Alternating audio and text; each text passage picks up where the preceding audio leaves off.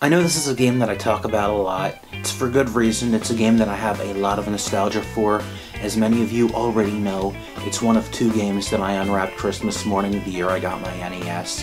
The other one being Castlevania II Simon's Quest.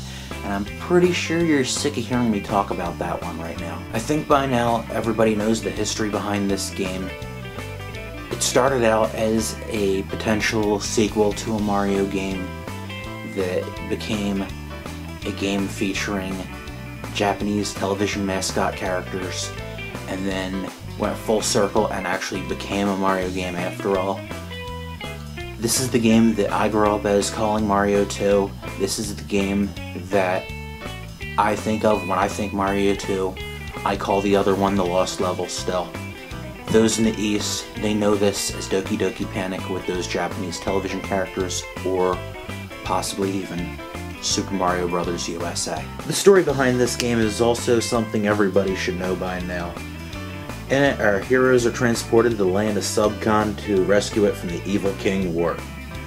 The first thing that jumps out at me when I play this game is the sound. The music and the sound effects are so vibrant, and the opening theme just makes me smile. There are only a small handful of songs, but all are good, and I don't get bored of hearing any of them.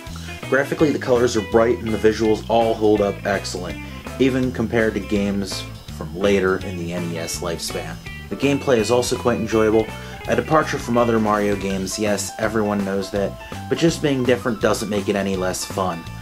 Personally, I feel a lot of these games are becoming a little bit too the same anymore.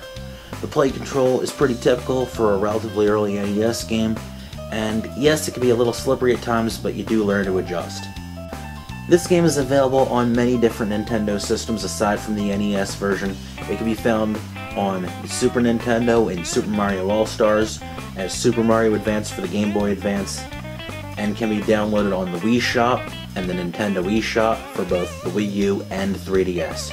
The Super Nintendo and Game Boy Advance versions are both remastered, and there were a few changes made to mix up the Game Boy Advance version.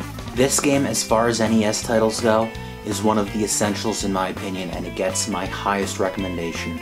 In other words, if you've never played it before, there's really no excuse. Hope you've enjoyed this review. Thank you for watching, and I'll see you next time. Take care.